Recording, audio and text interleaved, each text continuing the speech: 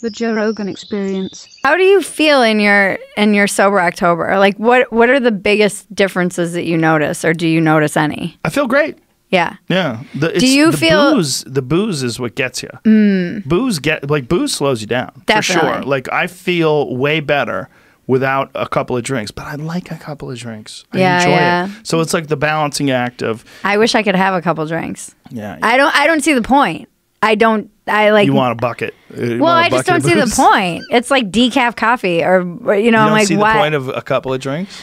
No, because I want to get. You're ready to go party. Yeah.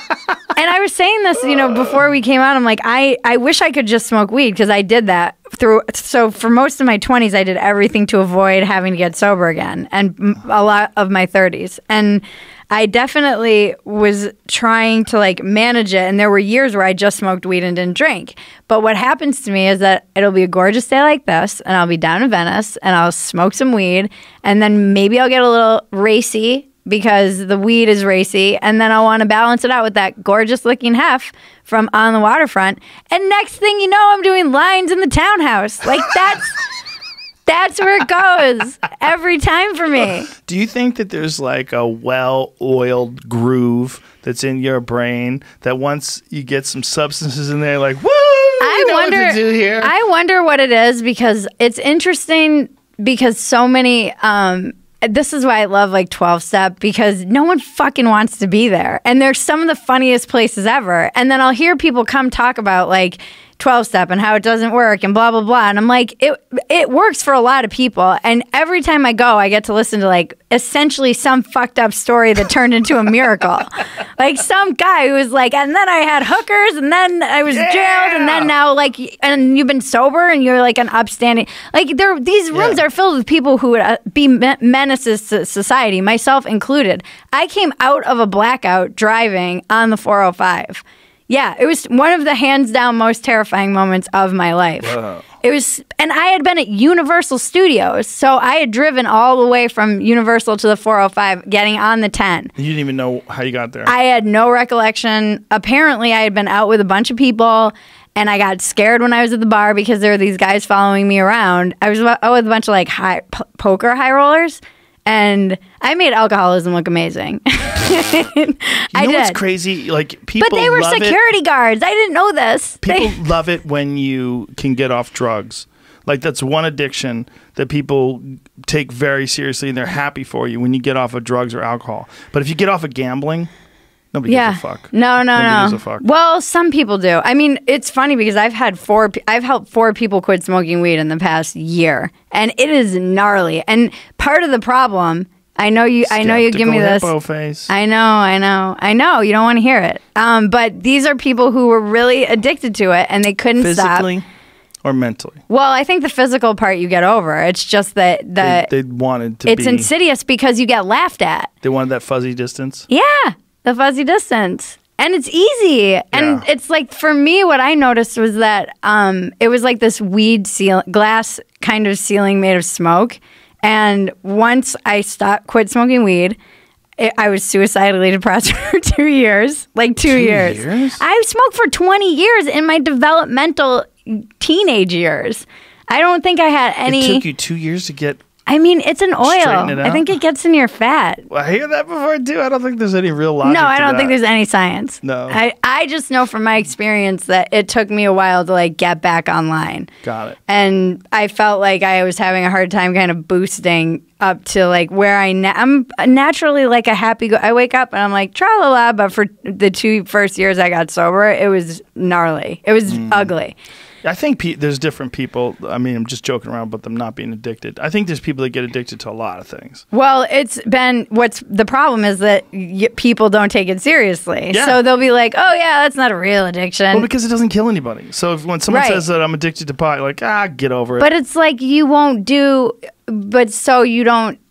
anything. I'm like, yeah, you won't do anything. You won't kill anybody. You just won't do anything. And I think from my experience, the clarity that I got at the is kind of priceless. I mean, I used to write this stuff and think that I was just so funny or so insightful, and it was like, what the fuck was that? Like, that's the most embarrassing thing when you write something high and you think it's good. I'm going to come back and read my journals that I wrote when I was high and thought I was so insightful. And you can tell I'm just high and drunk, like writing, thinking that I'm being like so insightful. But occasionally you'll get gems. Yeah. Occasionally marijuana will let a little fucking air through and you're like, oh, what is this I found? I miss it. I was saying that the addict in me, it's the thing I love the most. I've always loved it the most. And the addict in me, I'm like, I'm worried I'm going to like give myself cancer so that I need to so you need weed? Yeah. Like subconsciously. And That's then when I got hilarious. sober, I did get cancer. I got basal cell. Did you really? Yeah, but basal cell, like, I was like, I guess I need to smoke weed. Now my friend's like, it's basal cell, Bridget. Like, it's not real What cancer. is basal cell? It's, I don't know. It's like a type of skin cancer? It's skin cancer, but it's like the least, I have a scar here. It's like the least, it's not, yeah, it's kind of a joke. I mean, maybe. Didn't it kill Bob Marley? I don't know. Maybe I'll Google this and find out it kills like millions of people. But it was, my doctor made practically a joke of it. It's kind of like the Beto O'Rourke of skin cancer. Oh, that guy. It's like it wants a lot of attention, but imagine if he became president. But it's completely ineffective. That guy's adorable. No, he's so. His name is so close to Beta too. I know, Beto. And he is. Yeah, I know. Do you think that he's just like using his like father-in-law's money? Well, he definitely is doing that, right? Isn't he? I don't know. I have no evidence. I think he's a crazy guy who thinks he can be president. Starting rumors on JoeRogan.com. Let's keep starting rumors. I think he started the fire in the Palisades. He probably gave me cancer, too. He gave me skin cancer. Yeah, he's the one who made you drink. Yeah. He provided the lines of the condo. I do. Sometimes, like, I watch your podcast and it's like, fuck, I wish I could just go drink whiskey with the boys like I used to and, like, go travel the world. I was in Sri Lanka partying and it was in... Did you ever have a good night partying, though, where it all worked out? All the time, yeah. Okay, and you had a good night where it didn't go off the rails? Yeah. Maybe you're not an alcoholic. No.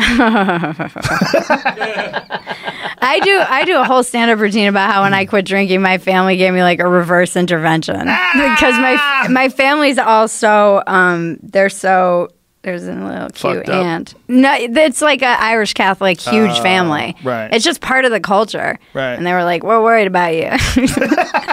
You're not drinking enough." That's hilarious. What are you, pregnant? What are you, sober? Yeah. What are you, sober? Oh, wait, you gonna get vegan now, Bridge? You gonna start using condoms? What are you gonna do? Save the whales? You stop using plastic straws? Yep. Yeah. You fucking libtards out there. That's hilarious. Yeah. Yeah, I think there's people that can't do stuff. Yeah. And there's people that can. I wish I could. I tried. I mean, but you seem to be having a good time. It's a mirror. I'm still nuts. All the second like wife stuff happened in sobriety. That was like a crazy time. That time in my, it wasn't like college. It was like I was like 37 years old. It seemed like you had a little sidetrack. No big deal. I'm grateful. It's a miracle that I did make it to getting sober. Like when I look from 20 to 35, I mean, even those years when I moved back, when I was here at 19 in the Valley, it was just a lot of playing dominoes and doing blow late into the dominoes. Oh yeah, all night with a bunch of like D-list like porn stars. And a lawyer who dealt us all of our blow, and it was just hilarious. And I was I mean and from that to like dating a really rich dude and being all over Europe and drinking Dom everywhere and being in Saint-Tropez, and I was like, I've always joked I made it look amazing, but and people are like, why'd you quit? Why did you quit, Bridget? And they want to hear some story like I killed someone in a drunk driving accident, something that they can. And I'm like, I was just dying inside. Like something in me knew that I could do better. Like I knew there's like a little voice that always knew. And part of it was being in rehab at 19. Like it wasn't like I had evidence. There's plenty of hints. Yeah. Yeah. I mean, I can't imagine me on Twitter in 2016 with alcohol and drugs. I would be banned. I'd be canceled. and I'd be banned.